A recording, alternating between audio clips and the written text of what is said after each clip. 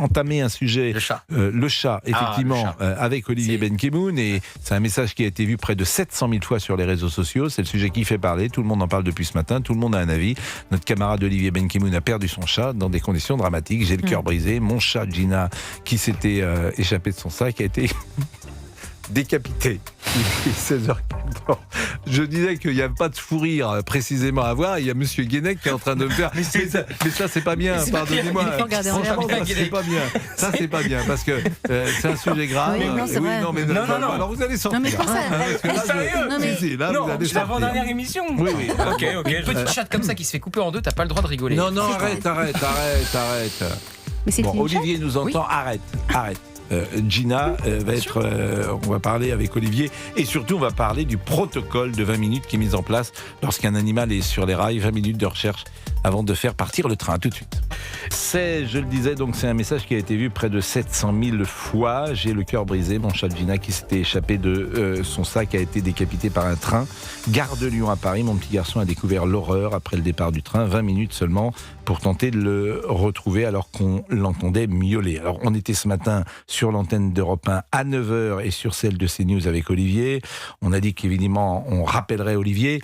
Merci Olivier Benkemoun d'être avec nous. Chacun vous connaît. Vous êtes journaliste d'abord de culture, de cinéma, et puis on vous voit également sur le terrain comme grand reporter, notamment en Israël où vous étiez très présent. Merci d'être avec nous Olivier.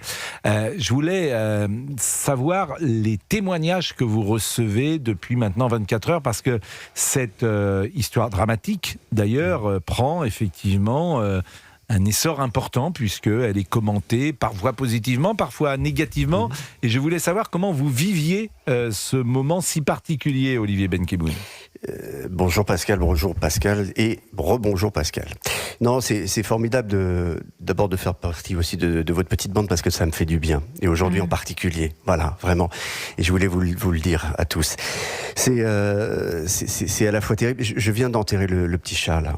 Dans le jardin derrière la maison. C'est-à-dire que j'ai ressorti le corps de la boîte où on l'avait mise, du sac plastique où la SNCF l'avait placé. Et ça a été à nouveau un moment très, très difficile, très compliqué. Quand vous voyez les dégâts qui ont été faits sur son corps, c'est abominable. Alors, simplement, j'ai beaucoup de témoignages. Il y a énormément de témoignages. Il y a beaucoup de gens qui m'appellent. Il y a beaucoup de gens qui m'envoient des messages. J'arrive pas à répondre à tout le monde. Je suis étonné de l'ampleur que ça prend. Et en même temps, je comprends que ça touche les gens. Alors, il y a effectivement des commentaires négatifs. Il y a des gens qui voudraient même m'envoyer en prison, qui me considèrent comme responsable de la mort de mon chat et qui considèrent que c'est moi qui devrais être face à un tribunal pour maltraitance animale. Il y a des gens qui supportent pas et me supportent pas par idéologie pure. Mais il y a aussi tellement de messages de sympathie, tellement de gens horrifiés par ces protocoles mis en place par la SNCF qui sont affreux, qui sont horribles, qui sont ignobles en réalité, qui sont incompréhensibles. Ils ne sont pas ignobles, c'est-à-dire qu'ils sont trop courts, ignobles. D'abord, c'est pas une question trop court, Pascal. Je suis désolé, ça pourrait être même encore plus court. C'est-à-dire que si on laissait les propriétaires s'approcher comme il faut de l'endroit où est leur animal, ça pourrait se passer très vite. Je suis d'accord avec vous, mais là, est-ce qu'il y a danger ? Est-ce qu'il y a danger si vous descendez ? C'est important comme question. Est-ce qu'il y a un danger si vous descendez vous-même sur les rails ? Pour vous, parce que la SNCF, c'est ça que je ne sais pas d'ailleurs. Le chat n'est pas mort électrifié ou électrocuté. Le chat n'est pas mort électrocuté. S'il y avait un danger, ce chat il aurait explosé, hein ? Et c'est pas le cas. Ce chat, il a été décapité. Est-ce qu'on pourrait avoir, je le dis à Laurent Tessier, est-ce qu'on pourrait avoir un avis de la SNCF précis ? Il ne communique pas. Alexandre a lancé l'invitation ce matin. Mais effectivement, est-ce que il y a, alors je ne sais pas, il y a peut-être des gens de la SNCF qui travaillent, qui nous écoutent, qui connaissent, qui travaillent sur les rails et qui peuvent peut-être nous appeler. Ce protocole, nous en dire plus, ouais. Voilà. Non, au-delà du protocole. Simplement est-ce qu'il y a un danger ? Le train est arrêté. Nous sommes d'accord, donc il n'y a pas de danger d'être écrasé puisqu'il est arrêté. Mais la voie est électrique. Mais c'est ça que je ne sais pas. Ils n'ont pas voulu couper l'électricité, mais je crois ce que disait Olivier ce matin, qu'il y avait un accès par l'autre côté pour atteindre le chat. Oui, en plus, comme il était sur une voie particulière de la voie de la gare de Lyon. Je crois que c'est l'avocat de 30 millions d'amis qui disait ça. Il y avait possibilité d'intervenir par une autre voie, si j'ai bien compris. Exactement, on était voie 13 du hall 2 de la gare de Lyon. C'est très précis comme géographie. C'est à côté de la voie 15 où il y avait un train Lyria qui n'était pas en train de partir, qui était vide. Et entre les deux, c'est pas un quai, c'est du ballast. C'est donc des graviers. Et par là, vous pouvez accéder beaucoup plus facilement que par un quai où j'ai à peine la place de mettre un bras. C'est-à-dire que même le chat, quand il a sorti sa tête, j'étais incapable de suffisamment me pencher pour aller le récupérer. De toute façon, j'étais seul. Hein, il n'y avait pas 20 agents qui étaient à côté. Vous étiez tout seul avec votre fils hier pour descendre dans le sud de la France et mon épouse. Ah, vous étiez avec votre épouse. On était tous les trois. On était tous les trois. Et il y avait des agents, parce que la réplique de la SNCF, c'est de dire on a tout déployé, beaucoup d'empathie, tout ce que vous voulez, etc. Il y avait 20 agents et policiers qui étaient derrière et qui nous regardaient. Parce qu'aucun n'est allé à côté de nous pour essayer de récupérer le chat de cette manière non plus. Aucun n'a fait le tour. Ils n'avaient pas le droit, soi-disant. Ils n'avaient pas le droit de faire le tour. Donc voilà. Mais Olivier Benkemoun est avec nous sur l'antenne d'Europe 1 à 16h21. Mais Olivier, ce chat, il s'est échappé lorsque vous étiez déjà monté dans le train ou lorsque vous étiez... J'allais monter. J'allais monter. C'est mon fils qui tenait le petit sac. C'était un sac à chat. Hein. C'est un sac à chat. Alors effectivement, c'est à la fois un sac à chat, mais vous le dites d'ailleurs, certains peuvent trouver qu'il y a une responsabilité que vous avez parce que il n'était pas dans une caisse plus fermée, en tout cas plus contraignante. Moi, si je le mets dans une caisse fermée, il se blesse. C'est-à-dire qu'il est tellement paniqué qu'il se blesse. Donc on a choisi, mais comme beaucoup de gens, de le mettre dans un sac spécial pour les chats, mais souple. Voilà.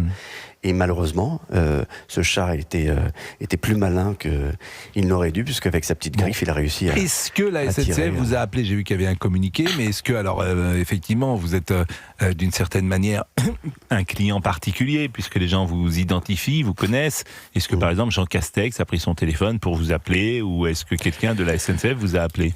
Non, enfin, Jean Castex, non. Alors, j'ai un ami... qui est très proche de la communication, de la direction de la communication, qui m'a beaucoup appelé hier, depuis ses silences radio.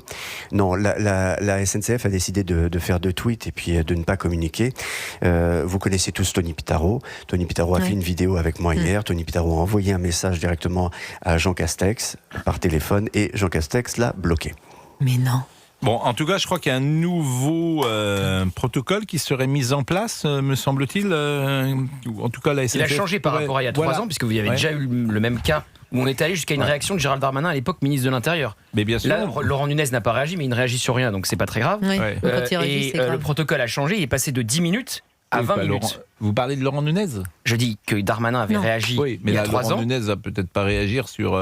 effectivement, il ne réagit pas sur les émeutes, donc il ne va pas réagir sur un chat mort. Tout à fait. Mais je note que Gérald Darmanin avait compris l'émoi il y a 3 ans que ça avait suscité, pour le chat qui s'appelait Neko, je crois. C'est un chat tué sous les roues d'un TGV. Il y a tout juste un an, nous espérions que le bon sens pousserait la SNCF à repousser ce fameux délai de 20 minutes. C'est un message de la Fondation 30 millions d'amis pour épargner la vie de l'animal si toutefois il n'était pas sauvé dans le timing imparti. Qui sera partie civile, je crois, puisque Olivier porte plainte. Avec ce drame, force est de constater que non, la Fondation 30 millions d'amis se saisit de nouveau de ce fait et va explorer toutes les voies juridiques pour que de telles situations ne puissent pas se reproduire. Écoutez ce que disait Gérald Darmanin, il était alors ministre de l'Intérieur. J'étais particulièrement choqué de ce qui s'est passé dans cette gare parisienne, la mort de ce chat, qui n'est pas un acte anodin. Vous voyez, lui avait pris la dimension. Alors, on l'a dit déjà ce matin, et vous l'avez dit vous-même, Olivier, il y a 2 façons d'appréhender cela. Certains trouvent qu'effectivement, il se passe des choses dans le monde infiniment plus importantes, plus graves, plus dramatiques, et que on est parfois aux portes de la 3e guerre mondiale, que ce qui se passe en Ukraine, en Russie, en Iran, mériterait qu'on en parle davantage. J'ai entendu cela aujourd'hui. Il y a même des gens qui sont excédés, même parfois dans les quartiers de France, Oui, parfois même dans notre entourage.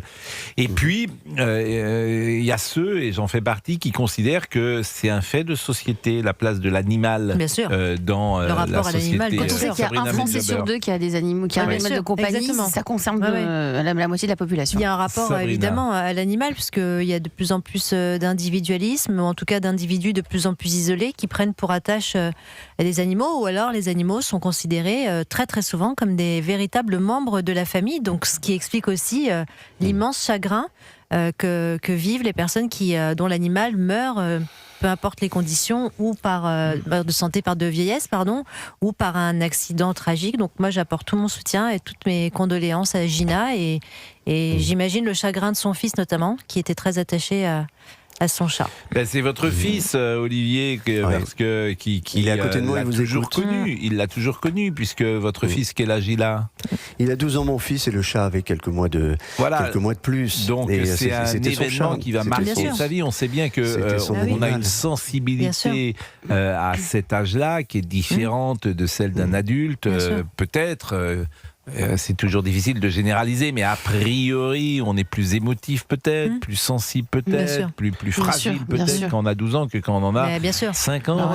Il est en construction. Peut-être. Et comment va-t-il, votre fils Écoutez, il est solide, il est fort.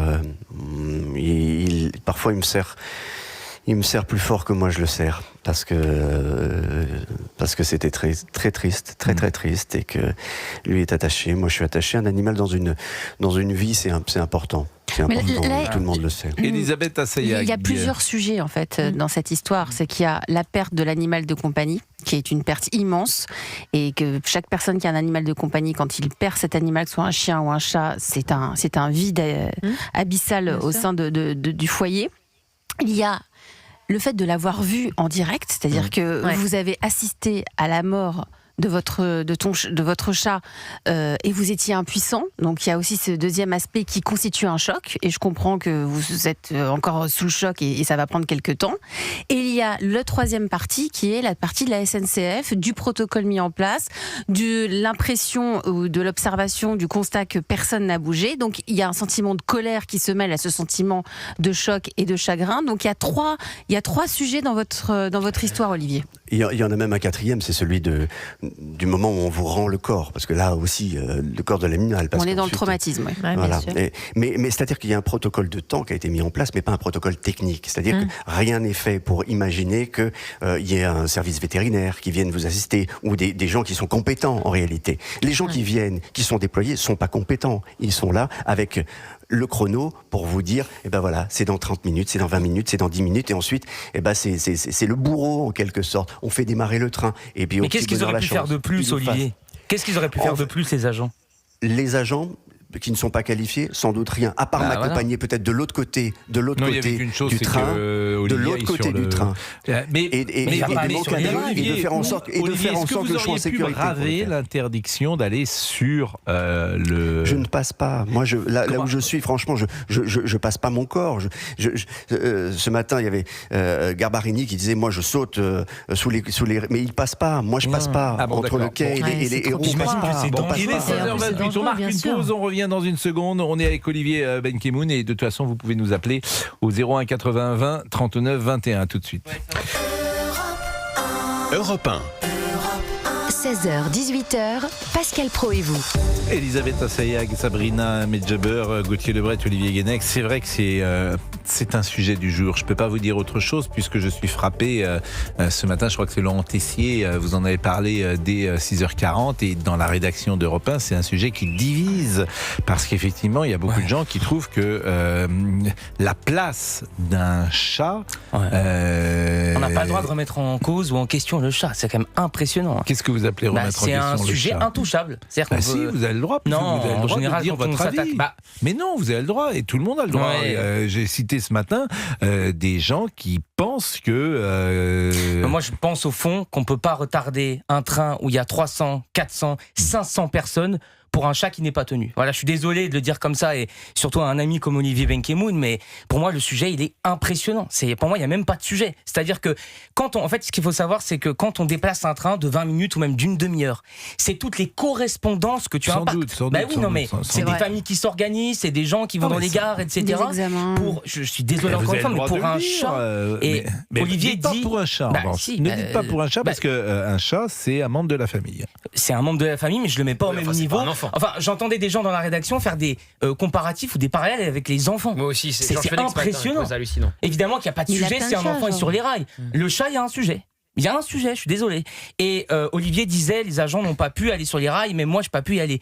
Mais c'est peut-être pour une bonne raison. C'est-à-dire que quand tu mets tout en place pour que le train démarre, tout le système électrique, et je crois qu'il disait que la clim était déjà allumée, etc., je pense que tu fais prendre des risques considérables à quelqu'un qui va sur les rails pour, encore une fois, pour un chat, à ce moment-là. Donc désolé Olivier, mais je comprends la décision, moi, de la SNCF. Olivier Benkemoun veut répondre peut-être avant que nous parlions à Alain. Je suis désolé, mais c'est pas pour un chat. Et puis la clim, elle s'est mise en marche, par exemple, au moment où le chat était déjà sous le train. Donc tout était déjà mis en place pour que le train démarre. Non. Et en fait, quand il y a un gros animal sur les voies, de type sanglier, chevreuil, etc. Qu'est-ce qui se passe? La SNCF arrête pour éviter de le percuter et tout s'arrête. C'est pour le train. C'est pour éviter. Non mais c'est pour le train. C'est pour éviter que le. Non mais c'est pour éviter que le train déraille. Pour l'accident, Olivier. C'est parce que s'il y a un sanglier ou un gibier en face du train... La tête d'un chat coupé, ça fait pas dérailler un train, ça c'est certain. Mais ça fait dérailler une famille, ça fait dérailler un enfant, mais ça fait pas dérailler un train, c'est certain. Bien sûr, mais vous pouvez pas considérer que c'est rien un chat. Quand vous avez un être vivant qui est sous un train, le train doit pas démarrer, c'est tout. C'est la position également d'Arnaud Clarcel qui a écrit « J'ai réfléchi au problème, il y a environ plus de 5 millions de départs de train par an en France et il y a au maximum quelques dizaines d'incidents avec un animal domestique qui s'échappe au départ et se réfugie sur les rails, donc c'est de l'ordre de 0,0002% et encore, dit-il, et on peut donc envisager l'hypothèse où le train ne redémarre pas tant que le chat n'est pas récupéré, sans que le confort global et le trafic ferroviaire ne soient pas... Le train ne redémarre pas du tout. Il est tellement apeuré ce chat. Les gens ne partent pas, les 500 personnes qui doivent aller en France partent pour rejoindre leur famille. Mais c'est ce que dit Arnaud Klarsfeld, ce n'est pas moi qui le dis, mais si c'est votre chat, en fait, c'est toujours pareil. Alors, on me l'a dit ce matin aussi, mais si c'est mon chat, évidemment que je suis triste. Mais moi, je pense surtout à l'intérêt des 500 passagers. Oui, mais un train, c'est pas mon Renault Scénic. Un train, ça m'appartient pas, c'est à tout le monde, les gens ont payé leur trajet, ils sont organisés. Bon, Alain est avec nous, il est près de Besançon, à Morteau, c'est bien ça? Bonjour. Pascal, bonjour. Bonjour, est-ce que vous êtes le boucher de Morteau? Oui, c'est moi. Mais vous nous avez pas appelé cette année? Si, on t'est parlé une fois, je crois bien. Une fois, oui, mais il y a longtemps, parce qu'on a un autre boucher qui est à la retraite. On a que des bouchers, nous. On est premiers sur les bouchers. Je ne sais pas pourquoi on a d'ailleurs...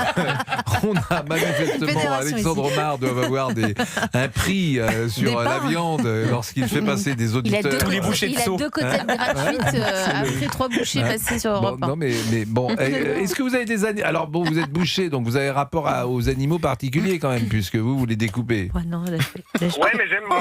Non, Pascal. C'est pas possible. Non, mais c'est pas possible. Il découpe pas les chats, notre boucher. Non, mais Pascal. Mais mort, il les découpe morts. Mais c'est un rapport. Mais qu'est-ce qu'il y a de choquant dans ce que je dis là? En tout cas, ça le fait rire. Écoutez, c'est un boucher. Enfin, vous êtes vraiment. C'est dans le contexte. C'était sans transition, c'est un peu brutal. Est-ce que vous avez des animaux de compagnie?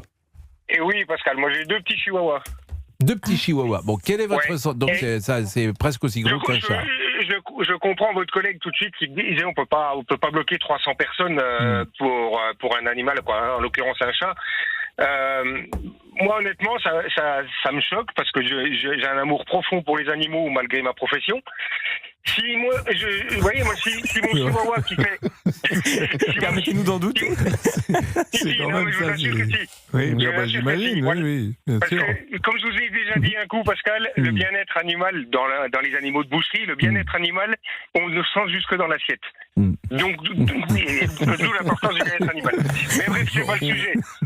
Ils sont heureux dans l'assiette. Moi, si j'attends... Ils le disent,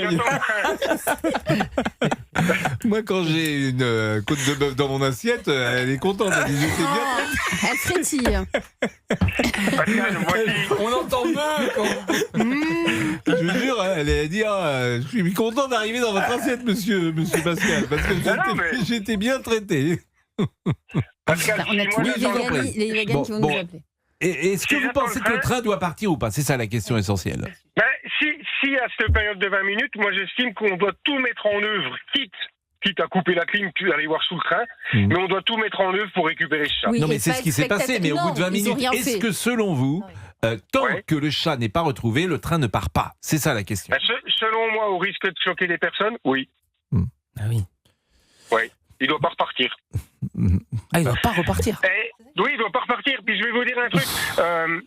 Il n'y a pas que des animaux qui font On se fait insulter. Je vous assure, il y a un type qui s'appelle Rattel. Alors, je sais pas, je vais pas citer. Rattel, son pédigré, si j'ose dire, c'est nationaliste à la Renan, dont les tweets et retweets n'engagent que moi.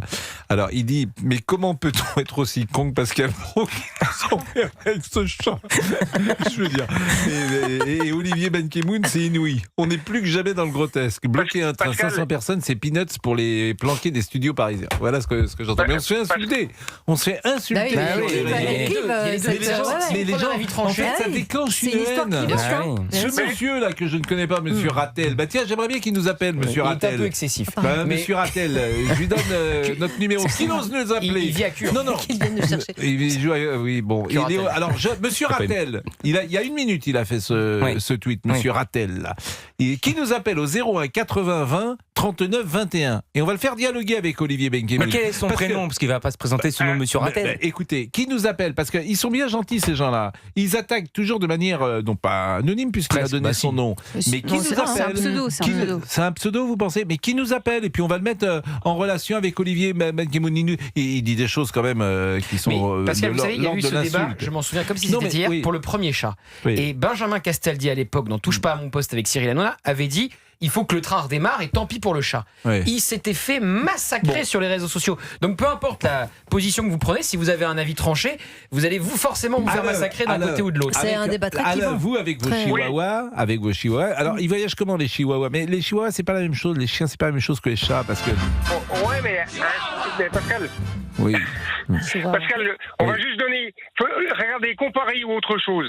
À la place de ce pauvre chat, à la place du chat, là, imaginez que le monsieur, il ait eu un berger allemand. Que le berger allemand lui échappe des mains et parte sur les voies. Est-ce que vous croyez que la SNCF, sachant qu'il y a un berger allemand sous le train, va faire démarrer le train quand même? Non, mais c'est pas la même chose, parce qu'un chien, ça revient. Un chien, ça ne se planque pas. Si, vous avez raison. Un chien, ça se planque pas. Il n'y a que le chat qui a peur. Ouais. Le chien, moi, j'ai eu nombreux bergers allemands apeuré, ce dans ma petit vie. chat hier. En plus, Le il chien, entendait ça- miauler et ça- tout. Ben Ça va voilà, jamais un chien, un berger allemand, en plus, ça va pas se mettre sous un. Oui, mais c'est une question de taille. Je veux dire, là, un chat, ça paraît insignifiant, Non, mais- tout ça, mais Ouais. il y a quand même c'est sentimental pour son propriétaire. C'est un traumatisme. Mais c'est pour C'est un ça vrai que traumatisme. moi, je suis plutôt sur la position de monsieur, le train ne part pas. Oui, Jusqu'au bout. Bah, moi Mais parce aussi. que Sauf si je suis dans le train. Je vous aime énormément. Et oui, mais vous le prenez très peu le train. Non, mais je blague, parce Ah oui, qu'effectivement, là, ce qui est terrible, c'est que Olivier Benkemoun, les gens, vous les avez croisés, les gens qui étaient dans le train, Olivier Benkemoun? Olivier, il est toujours là? Oui, il est Ouais, là. les gens qui étaient dans le train, Oui. évidemment, si on leur demande, J'avais des amis dans le train. J'avais des amis dans le train qui m'ont dit que le conducteur, le chauffeur, a fait une annonce en disant que le chat était sauvé. oui, ça c'est incroyable. Ça, c'est Mais pas- les gens, ça, c'est pas c'est- correct. si les gens Ça, c'est leur horrible. demandent est-ce que vous voulez attendre pour que le chat soit retrouvé, j'ai peur que les gens ils disent. Mais ça dépend. Ça Certains dépend. m'ont envoyé des messages. oui. Certains m'ont envoyé des messages en disant on dépend. comprend. Certains ont voulu aider. On les a fait rentrer dans le train. Mais arrêtez de dire que tout a été fait par la SNCF Non, c'est ce que vous pour dites récupérer depuis le ce début. chat. Non, mais j'ai entendu Pascal le redire il y a un instant. Non, c'est faux. Ils n'ont pas tout fait. Ils se sont mis les bras croisés à me regarder. Mais qu'est-ce qu'ils auraient pu chercher faire ce de chat. plus, Olivier Mettre tout en œuvre Je- pour sauver ce chat. On marque une Oui. pause. On marque une pause. Se donner les moyens. Mais allez sur les rails. Bah On oui, marque tu un les nom, les branches amis. tout. On marque une pause. c'est Je leur- remercie Alain. Mais Il y a tu les également branches Thierry tout. Descharentes qui nous appelle. Ça fait réagir tout le monde. 16h43. Merci d'être avec nous sur Antenne d'Europe 1. Olivier Benkemoun, qui malheureusement a perdu son chat dans les conditions dramatiques que vous connaissez. À tout de suite sur Europe 1. Je vous rappelle que nous parlons du chat d'Olivier Benkemoun. C'est un message d'ailleurs qui a été vu 700 000 fois sur les réseaux sociaux et c'est le sujet évidemment qui fait parler. Thierry de Bonjour, Charente. Pascal. Thierry. Bonjour Pascal. Vous m'entendez? Oui. Ah. D'abord, je comprends Olivier et je partage sa tristesse. Il peut être attaché à son chat. Après, on peut avoir qu'un regard extérieur par rapport aux informations qu'on reçoit et qu'on peut lire. Et ce que Olivier dit, loin de moi de mettre sa parole en doute, mais moi je reste sur... apparemment, la SNCF a appliqué la directive qui a été mise en place depuis le décès du chat il y a 3-4 ans, je crois, d'un autre chat. Vous m'entendez ou pas? Allô, je vous entendais vous plus. m'entendez ou pas Je ne vous entendais plus. Vous disiez. Alors, je recommence ou... Non, vous disiez effectivement que vous compreniez la SNCF. C'est en tout cas le message que je comprenais. Voilà. J'entendais. La SNCF apparemment a mis en place la procédure qui a été mise en place, je me répète, depuis le drame il y a 3 ans en arrière. Le chat n'a pas été retrouvé, la procédure a été appliquée, les trains repartent. C'est malheureux. Le chat était malheureusement encore dessous. Après, Olivier dit que c'est pas vrai, que les agents avaient les bras croisés. Peut-être, je sais pas, je mets pas ça par en doute, je n'étais pas sur place, la seule question, je le répète, à poser, parce que les protocoles, qu'on fasse 20 minutes, 25 minutes, 30 minutes, en fait, ça ne change rien, parce que c'est pas une question de temps. La seule question qui est posée par rapport à un animal, est-ce que tant que le chat n'est pas retrouvé, est-ce que le train peut partir? C'est la seule question. Non, Pascal, c'est la seule question, ça me paraît. On annule le train. Certains le demandent. Certains considèrent aujourd'hui qu'un animal, c'est du vivant, c'est la même chose. C'est pas la même chose qu'un être humain, mais en tout cas, il y a quelque chose de comparable. Et d'autres considèrent comme vous, manifestement, que un chat, vous ne mettez pas à égalité. Je n'ai pas dit ça, Pascal. Je dis simplement qu'il y a un protocole. Oui. Le protocole a été établi. Oui, mais le protocole, c'est une règle. Il veut rien dire. Des protocoles, mais des règles, il y en a dans la vie de tous les jours, Pascal. Il y a des protocoles, vous devez les respecter. À un moment, ils ont un début et une fin. Donc la fin du protocole, les trains partent, point barre. Le chat n'a pas été... On va pas passer une semaine. Si le chat il va dans un trou, personne ne sait où il est, ils vont le chercher pendant une semaine. Pendant une semaine, on annule les trains. Non mais on est sérieux. Non mais moi je vous retourne la question. Non mais vous êtes très logique. C'est très logique. Bon. C'est logique. Un chat, il peut aller dans un petit trou. S'il se met au fond, je vous garantis qu'un chat qui se met au fond d'un trou, il peut y rester 2-3 jours. Hein. Oui. Comme Olivier. Alors on bloque toute la capitale. On bloque toute la capitale. On dit excusez-nous, il n'y a plus rien qui arrive et qui part Paris parce qu'on cherche un chat. On considère effectivement. Arrêtez un peu de sérieux. On considère que un chat doit être traité comme un animal, comme un être humain. Certains, je dis pas que c'est ma position, je dis que certains, c'est tout. C'est pour ça que je trouve... J'ai mon chat qui a sauté dans la Seine, vous videz la Seine pour le retrouver? On arrête la navigation fluviale. Il y a mon chat, il est dans la Seine, arrêtez les bateaux, arrêtez tout sur la Seine. Mon chat, il est dans la Seine. Il a raison. Non mais c'est très L'exemple est incroyable, il a raison. Bon, Olivier Benkemoun est avec nous. Olivier, c'est vrai que vous voyez, c'est bon.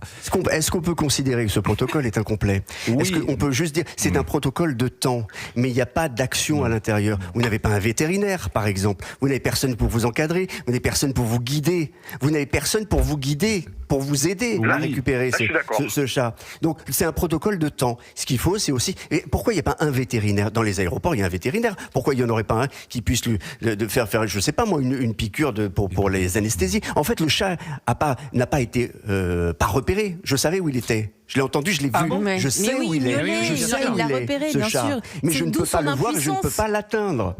C'est très différent. Et il est mort, et je l'ai retrouvé exactement là où on l'avait vu à la fin. C'est-à-dire que vous l'avez retrouvé, je comprends pas. C'est-à-dire, quand le train est parti. Quand le train est parti, le corps a été découvert. Et le corps a été découvert à quelques mètres du dernier endroit, de la dernière position vue. Voilà. Et il était découpé à ce moment-là en morceaux. Quelle horreur. C'est effroyable. Je peux poser une question, Olivier ? Oui. Au fond, Olivier, qu'est-ce que tu aimerais que tous les circuits se soient coupés, que au fond, tu demandes que le train ne parte jamais et que tout le processus qui fait que le train peut démarrer ensuite, tout soit coupé avant. C'est pas une question de temps, Olivier. C'est pas une question de temps. C'est ce qu'on vous dit. C'est une question de pouvoir faire en sorte qu'un propriétaire de chat, c'est surtout les chats, parce que les chiens, il y a une question de temps. Mais non, c'est pas. Non, mais pour Olivier, c'est pas une question de temps. Si j'avais été près de lui, peut-être que en 5 minutes c'était réglé, mais je n'ai pas pu avoir accès. Je n'ai pas pu avoir accès à quelques mètres de ce chat. On ne m'a pas laissé faire le tour. Et c'est ça qui vous traumatise aujourd'hui. Et c'est la vue du chat. À la limite, c'est même pas le sujet du protocole. C'est cette impuissance qui vous habite aujourd'hui. Ouais.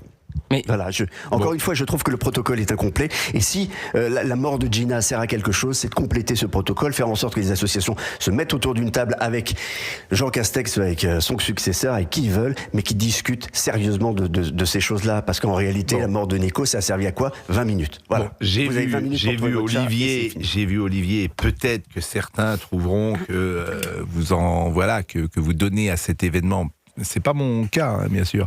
C'est à cet événement quelque chose de plus dramatique peut-être qu'il peut exister.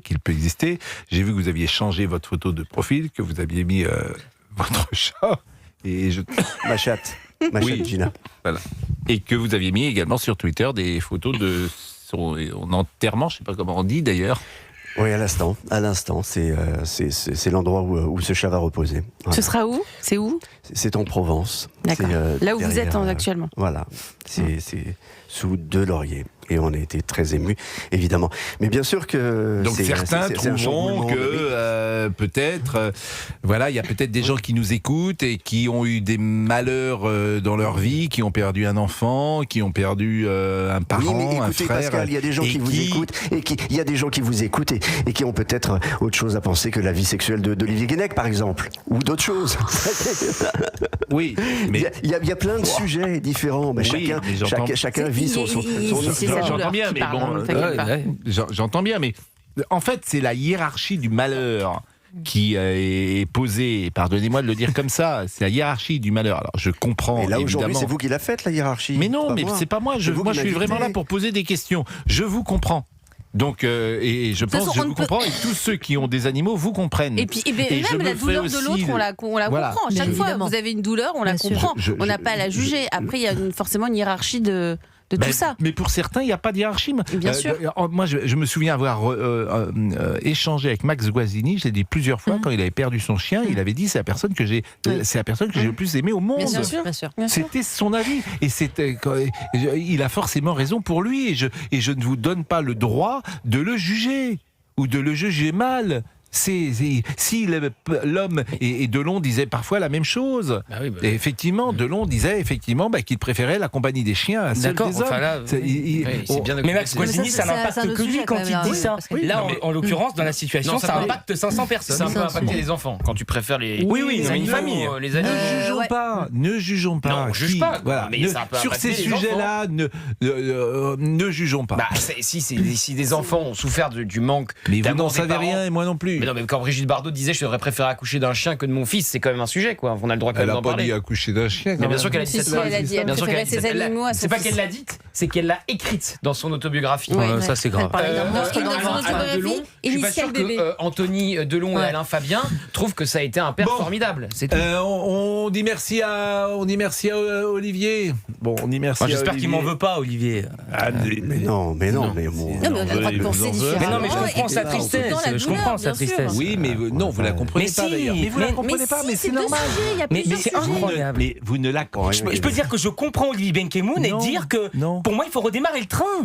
J'ai le droit ou je pense que vous la comprenez pas. Ah bon, c'est pas grave. Je pense. Mais peut-être que je me trompe. Parce que vous avez eu un chat. Mais bien, j'ai eu des animaux, évidemment. Qu'est-ce que vous avez eu? Vous avez eu des écureuils? Oui, j'ai eu des écureuils, des chiens, des chats, j'ai tout eu. Évidemment, les écureuils, c'est pas du tout pareil. Oui, si vous voulez. Non, mais il a eu 2 écureuils. Oui, j'ai eu 2 écureuils. Mais des écureuils. Oui, j'ai eu des écureuils. Mais chez toi, dans ton salon. Si mes écureuils ils s'évadent, ils vont sous le train, c'est comme ça. J'assume. Oui, qu'est-ce qu'il y a? J'assume quoi? J'assume le fait que je les ai mal tenus, peut-être comme ça. D'ailleurs, moi, mes sœurs ont un chat. Souvent, c'est pas un chat d'appartement, donc c'est un chat de maison. Donc souvent, il va se promener. Quand on le retrouve pas, il y a un risque qu'il se fasse écraser par une voiture. Il est 16h57. Qu'il se fasse ça. Merci beaucoup. Manger par un renard. Merci Olivier. Merci. Il est 16h57.